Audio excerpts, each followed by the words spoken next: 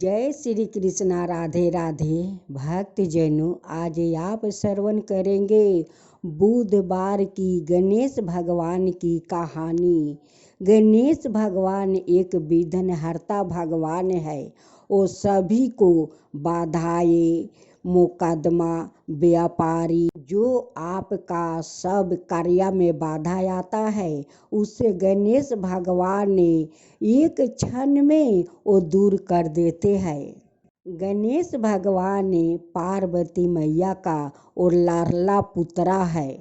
माता पार्वती अपना गणेश को इतना शक्ति दी है, इतना शक्ति कि वो सारे विघ्न को वो दूर कर देते हैं।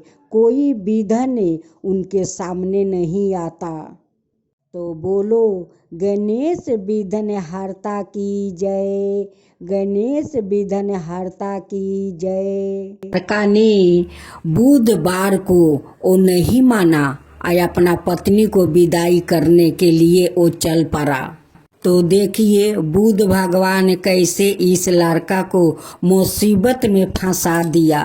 जिस बार को आपको परिवार मानते हैं साथियों, उस बार को आपको भी मानना चाहिए।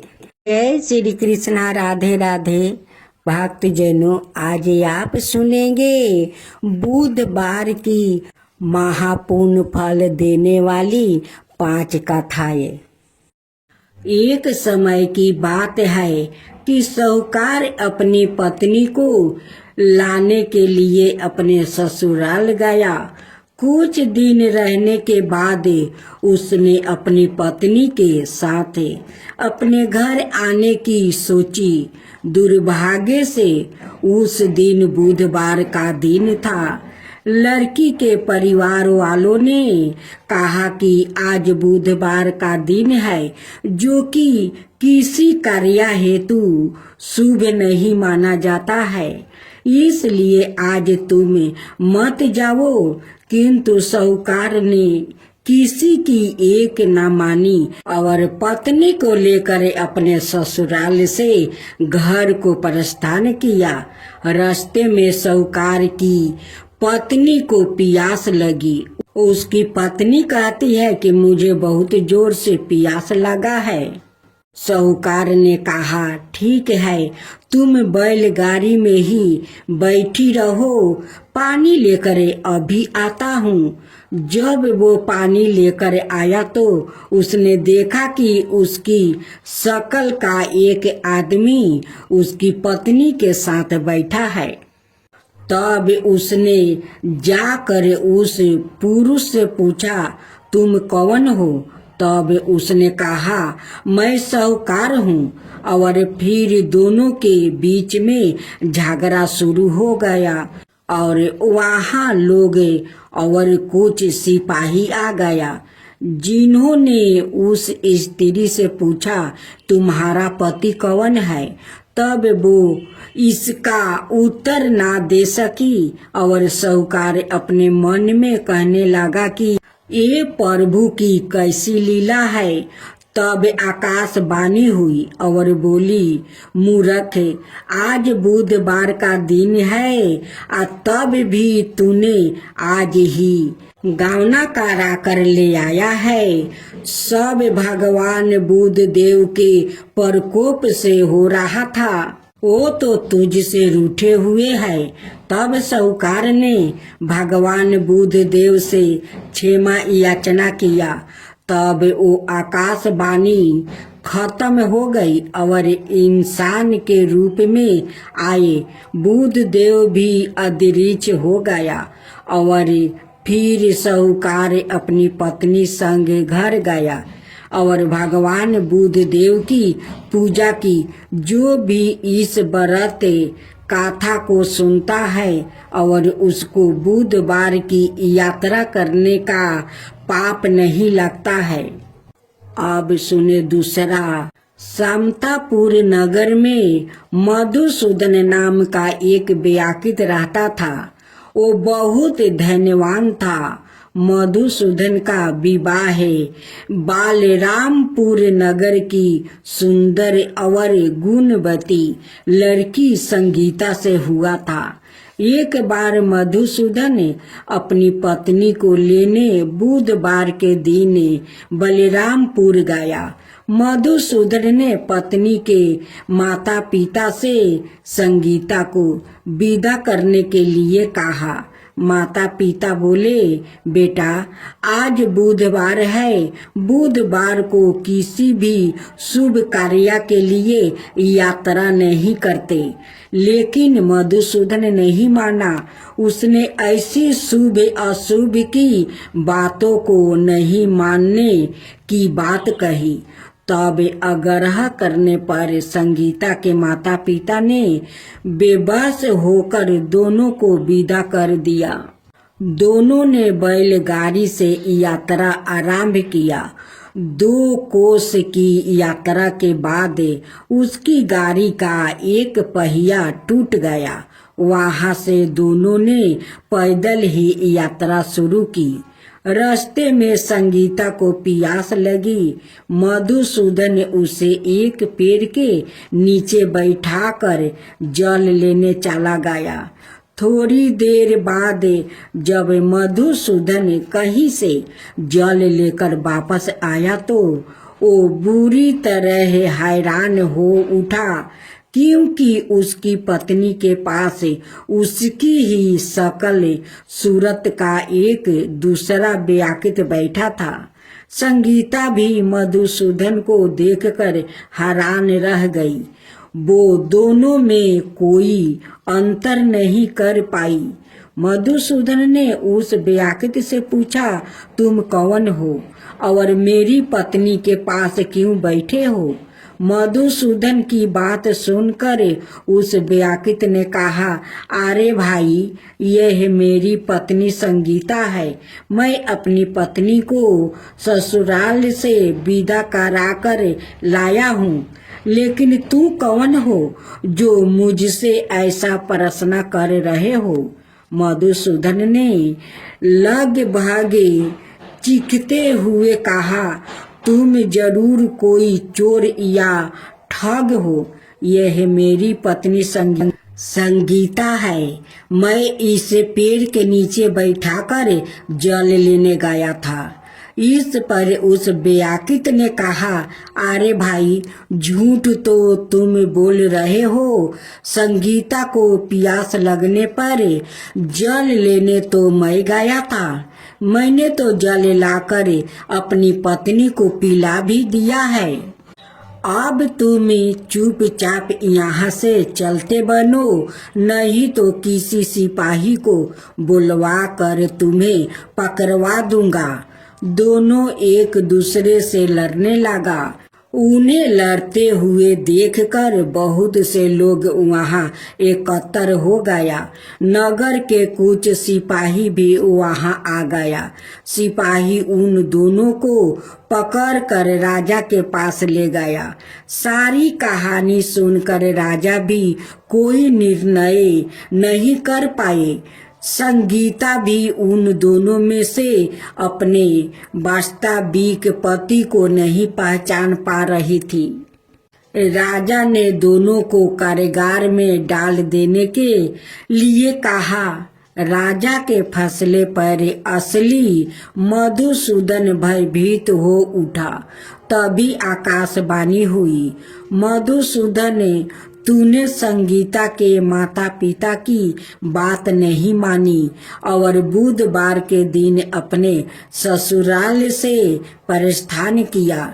यह सब भगवान बुद्धदेव के प्रकोप से हो रहा है। मधुसूदन ने भगवान बुद्धदेव से प्रार्थना की कि हे भगवान बुद्धदेव, मुझे क्षमा कर दीजिए। मुझसे बहुत बड़ी गलती हुई है। भविष्य में अब कभी बुधवार के दिन यात्रा नहीं करूंगा और सदाए बुधवार को आपका व्रत किया करूंगा। मधुसूदन के प्रार्थना करने से भगवान बुद्धदेव ने उसे क्षमा कर दिया। तभी दूसरा व्याकृत राजा के सामने से गायब हो गया। राजा और दूसरे लोग इस चमत्कार को देखकर हैरान हो गया। भगवान बुद्ध देव की इस अनुकंपा से राजा ने मधुसूदन और उसकी पत्नी को सम्मान पूर्वक विदा किया। कुछ दूर चलने पर रास्ते में उन्हें बैलगाड़ी भी मिल गई। बैलगाड़ी का टूटा हुआ पहिया भी जोड़ा हुआ था। दोनों उसमें बैठकर समतापुर की ओर चल दिया। मधुसूदन और उसकी पत्नी संगीता दोनों बुधवार को व्रत करते हुए आनंद पूर्वक जीवन यापन करने लगा। भगवान बुद्ध देव की अनुकंपा से उनके घर में धन संपत्ति की वर्षा होने लगी। जल्दी ही उनके जीवन में खुशियां ही खुशियां भर गई। बुधवार का व्रत करने से स्त्री पुरुष के जीवन में सभी मंगल कामनाएं पूरी होती है और व्रत करने वाले को बुधवार के दिन किसी आवश्यक काम से यात्रा करने पर कोई कष्ट भी नहीं होता है। गणेश जी की कथा। एक बुढ़िया थी, वो बहुत ही गरीब और अंधी थी। उसके एक बेटा और बहू थी। वो बुढ़िया सदाए गणेश जी की पूजा किया करती थी। एक दिन गणेश जी प्रकट होकर उस बुढ़िया से बोले, बुढ़िया माँ, तू जो चाहे सो मांग ले। बुढ़िया बोली, मुझसे तो मांगना नहीं आता है, मैं कैसे और क्या मांगूं।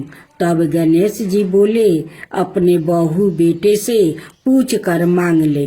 तब बुढ़िया ने अपने बेटे से कहा, गणेश जी कहते हैं तू कुछ मांग ले, बताओ मैं क्या मांगूं। बेटा ने कहा, माँ तू धन मांग ले। बहू से पूछा तो बहू ने कहा, नाती मांग लो। तब बुढ़िया ने सोची कि यह तो अपने अपने मतलब की बात कर रहा है। अतः उसे बुढ़िया ने पड़ोसिन से पूछा तो उसने कहा, बुढ़िया तू तो थोड़ी दिन जिएगी, क्यों तू धन मांगे और क्यों तू नाती मांगे। तू तो अपनी आंखें की रोशनी मांग ले, जिससे तेरी जिंदगी आराम से कट जाए। इस पर बुढ़िया बोली, यदि आप प्रसन्न है तो मुझे 9 करोड़ की माया दे, निरोगी का काया दे, अमर सुहाग दे, आंखों की रोशनी दे, नाती दे, पोता दे और सब परिवार को सुख दे और अंत में मोक्ष दे। यह सुनकर तब गणेश जी बोले, बुढ़िया माँ, तूने तो हमें ठगा लिया रे। फिर भी जो तूने मांगा है वचन के अनुसार सब तुझे मिलेगा। और यह कहकर गणेश जी अंतर्ध्यान हो गए। उधर बुढ़िया माँ ने जो कुछ मांगा वो सब कुछ मिल गया। हे गणेश जी महाराज, जैसे तुमने उस बुढ़िया माँ को सब कुछ दिया वैसा ही सबको देना। अब सुने गणेश जी की सवारी मूषक की कथा। बहुत समय की बात है, एक बहुत ही भयंकर असुरों का राजा था, गजमुख। वो बहुत ही शक्तिशाली बनना और धन चाहता था। वो साथ ही सभी देवी देवताओं को अपने वश में करना चाहता था। इसलिए हमेशा भगवान शिव से वरदान के लिए तपस्या करता था। शिव जी से वरदान पाने के लिए वो अपना राज्य छोड़ कर जंगल में जाकर रहने लगा और शिव जी से वरदान प्राप्ति करने के लिए बिना पानी पिए भोजन खाए रात दिन तपस्या करने लगा। कुछ साल बीत गया। शिव जी उसके अपार तप को देखकर प्रभावित हो गया और शिव जी उसके सामने प्रकट हुए। शिव जी ने खुश होकर उसे दैविक शक्तियाँ प्रदान किया, जिससे वो बहुत शक्तिशाली बन गया। सबसे बड़ी ताकत जो शिव जी ने उसे प्रदान किया वो यह था कि उसे किसी भी शस्त्र से नहीं मारा जा सकता था। असुर गजमुख को अपनी शक्तियों पर गर्व हो गया और वो अपने शक्तियों का दुरुपयोग करने लगा और देवी देवताओं पर आक्रमण करने लगा। मात्र शिव, विष्णु, ब्रह्मा और गणेश ही उसके आतंक से बचे हुए थे। गजमुख चाहता था कि हर कोई देवता उसकी पूजा करे। सभी देवता शिव, विष्णु और ब्रह्मा जी के शरण में पहुँचे और अपनी जीवन की रक्षा के लिए गुहार करने लगा। यह सब देखकर शिव जी ने गणेश को, असुर गजमुख को यह सब करने से रोकने के लिए भेज दिया। गणेश जी ने गजमुख के साथ युद्ध किया और असुर गजमुख को बुरी तरह से घायल कर दिया, लेकिन तब भी वो नहीं माना। उस राक्षस ने सवाई को एक मूषक के रूप में बदल लिया और गणेश जी की ओर आक्रमण करने के लिए दौड़ा। जैसे ही वो गणेश जी के पास पहुंचा, गणेश जी कूद कर उसके ऊपर बैठ गया और गणेश जी ने गजमुख को जीवन भर के मूस में बदल दिया और अपने वाहन के रूप में जीवन भर के लिए रख लिया। बाद में गजमुख भी अपने इस रूप से खुश हुआ और गणेश जी का प्रिय मित्र भी बन गया। अब सुने माता पार्वती और गणेश जी की कहानी। एक दिन पार्वती माता स्नान करने के लिए गई, लेकिन वहां पर कोई भी रक्षक नहीं था। इसलिए उन्होंने चंदन के पेस्ट से एक लड़के को अवतार दिया और उसका नाम रखा गणेश। माता पार्वती ने गणेश को आदेश दिया कि उनकी अनुमति के बिना किसी को भी घर के अंदर ना आने दिया जाए। जब शिव जी वापस लौटे तो उन्होंने देखा कि द्वार पर एक लड़का खड़ा है। जब वो अंदर जाने लगे तो उस लड़का ने उन्हें रोक लिया और नहीं जाने दिया। यह देख शिव जी क्रोधित हुआ और अपने सवारी बैल नंदिनी को उस बालक से युद्ध करने को कहा, पर युद्ध में उस छोटे बालक ने नंदी को हरा दिया। यह देखकर भगवान शिव जी ने क्रोधित होकर उस बाल गणेश के सर को काट दिया। अब माता पार्वती वापस लौटी तो वो बहुत दुखी हुई और जोर जोर से रोने लगी। शिव जी को जब पता चला कि वो उनका सवाई का पुत्र है तो उन्होंने भी अपनी गलती का एहसास हुआ कि शिव जी ने पार्वती को बहुत समझाने की कोशिश की, पर वो नहीं मानी और गणेश का नाम लेते लेते और दुखित होने लगी। अंत में माता पार्वती ने क्रोधित होकर शिव जी को अपनी शक्ति से गणेश को दोबारा जीवित करने के लिए कहा। शिव जी बोले, हे पार्वती, मैं गणेश को जीवित तो कर सकता हूँ, पर किसी भी अनाए जीवित प्राणियों के सर को जोड़ने पर ही माता पार्वती रोते रोते बोल उठी, मुझे अपना पुत्र किसी भी हाल में जीवित चाहिए। यह सुनते ही शिव जी ने नंदी को आदेश दिया, जाओ नंदी, इस संसार में जिस किसी भी जीवित प्राणी का सर तुमको मिले काट लाना। जब नंदी सर खोज रहा था तो सबसे पहले उसे एक हाथी दिखाई तो दिया, उसका सर काट कर ले आया। भगवान शिव ने उस सर को गणेश के शरीर से जोड़ दिया और गणेश को जीवन दान दे दिया। शिव जी ने इसलिए गणेश जी का नाम गणपति रखा और बाकी सभी देवताओं ने उन्हें वरदान दिया कि इस दुनिया में जो भी कुछ नया कार्य करेगा पहले जय श्री गणेश को याद करेगा, नवीन कार्य को आगे करेगा और सफल भी होगा। तो बोलो विनायक गणेश की जय, गणेश भगवान की जय। एक कन्या थी, जब वो थोड़ी बड़ी हुई और उसको समझ आने लगी तब से ही वो तुलसी माता जी की वो पूजा करने लगी। उसके प्रतिदिन का नियम था कि तुलसी माता जी का वो पूजन करने के बाद ही खाना खाती थी। जब वो कन्या शादी के लायक हुई तब उसके माता पिता ने उसकी शादी करवा दी। कन्या को उसके माता पिता ने दहेज में भी एक तुलसी का गमला दिया।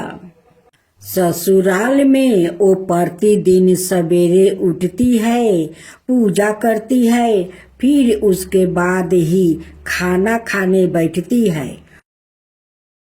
उसकी 2 जेठानी थी, वो दोनों उसका मजाक उड़ाती थी कि बड़ी नियम धर्म वाली बनती है। उन दोनों को उससे बहुत ईर्ष्या होती थी, इसलिए वो दोनों तुलसी जी का गमला छुपा देती है। वो कन्या बड़ी मुश्किल से गमला ढूंढ कर लाती है, अच्छे से पूजा करती है और फिर खाना खाती है। वो गमला ढूंढ कर ले आती तो एक दिन तो उसकी जेठानी ने क्या किया कि गमला ही दूर फेंक दिया। कन्या ने खूब ढूंढा पर उसे गमला नहीं मिला। वो बहुत ही परेशान हो गई। उस दिन तो उसने खाना भी नहीं खाया। उसका नियम जो था, उस कन्या की सच्ची भक्ति देखकर तुलसी माता उससे बहुत प्रसन्न हो गई और उसके कमरे में तुलसी माता का गमला प्रकट हो गया। अगले दिन सुबह जब वो उठी तो क्या देखती है कि उसके खाट के चारों कोने पर तुलसी माता का गमला आ गया है। यह देख कर वो तो बहुत प्रसन्न हो गई कि अब मेरी तुलसी माता को कोई चुरा नहीं सकेगा। पूजन करने के लिए भी कहीं और जाना नहीं पड़ेगा और कोई मेरी तुलसी माता को फेंक भी नहीं सकेगा। वो तो जल्दी से उठकर स्नान करती है और तुलसी माता की पूजन कर लेती है। जब वो खाना खाने बैठती तो उसकी जेठानियां मजाक करने लगी कि लो देवरानी का नियम धर्म पूरा हो गया। उससे पूछती है कि तुलसी जी की पूजा कर ली क्या? देवरानी धीरे से बोलती है कि कर लिया। जेठानी बोलती है कहाँ से कर ली? पूजा का गमला तो मैं फेंक दिया था। देवरानी कहती है कि देख लो मेरे कमरे में खाट पर तुलसी जी लग रही है। जेठानी बहुत शर्मिंदा हुई और बोली कि देवरानी तेरी भक्ति सच्ची है रे, हमने तुझे बहुत परेशान किया, हमें माफ कर देना। देवरानी उन्हें माफ कर देती है। हम सभी तुलसी माता जी से यही प्रार्थना करते हैं कि हे तुलसी माता, जैसी कृपा आपने देवरानी पर करी वैसा ही हम सब पर भी करना। महालक्ष्मी की कथा।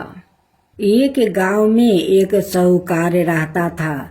साहूकार के एक बेटी थी। वो हर रोज पीपल सींचने जाती थी। पीपल के वृक्ष में से लक्ष्मी जी प्रकट होती थी और चली जाती थी। एक दिन लक्ष्मी जी ने साहूकार की बेटी से कहा, तू मेरी सहेली बन जा। तब लड़की ने कहा कि मैं अपने माता पिता से पूछ कर कल आऊंगी। साहूकार की बेटी ने घर जाकर अपने पिता को सारी बात कह दिया। तब उसके पिताजी बोले, वो तो लक्ष्मी जी है, अपने कोई और क्या चाहिए, तू लक्ष्मी जी की सहेली बन जा। दूसरे दिन वो लड़की फिर गई।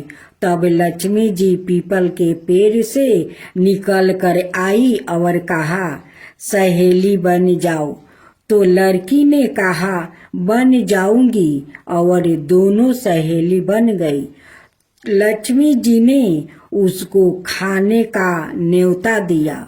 घर आकर लड़की ने माँ बाप को कहा कि मेरी सहेली ने मुझे खाने का न्योता दिया है। तब बाप ने कहा कि सहेली के जिमाने जाइयो, पर घर को संभाल कर जाना। तब वो लक्ष्मी जी के यहाँ जिमाने गई। तो लक्ष्मी जी ने उसे साल दुसाला ओढ़ने के लिए दिया, रुपये दिए, सोने की चौकी, सोना की थाली में 36 प्रकार का भोजन करवा दिया। भोजन कर जब वो जाने लगी तो लक्ष्मी जी ने पल्लू पकड़ लिया और कहा कि मैं भी तेरे घर भोजन करने आऊंगी। तो उसने कहा, आ जाइए। वो घर जाकर चुपचाप बैठ गई। तब बाप ने पूछा कि बेटी, सहेली के यहाँ भोजन कर आ गई और तू उदास क्यों बैठी है? तो उसने कहा, पिताजी, मेरे को लक्ष्मी जी ने इतना दिया, अनेक प्रकार के भोजन करवाया, परंतु मैं कैसे भोजन कराऊंगी? अपने घर में तो कुछ भी नहीं है। तब उसकी पिता ने कहा कि गोबर मिट्टी से चौका लगाकर घर की सफाई कर लेना। 4 मुख वाला दिया जलाकर लक्ष्मी जी का नाम लेकर रसोई में बैठ जाना। लड़की सफाई करके लड्डू लेकर बैठ गई। उसी समय एक रानी नहा रही थी। उसका 9 लाखा हार चील उठाकर ले गई और उसके घर और 9 लाखा हार डाल गई और उसका लड्डू ले गई।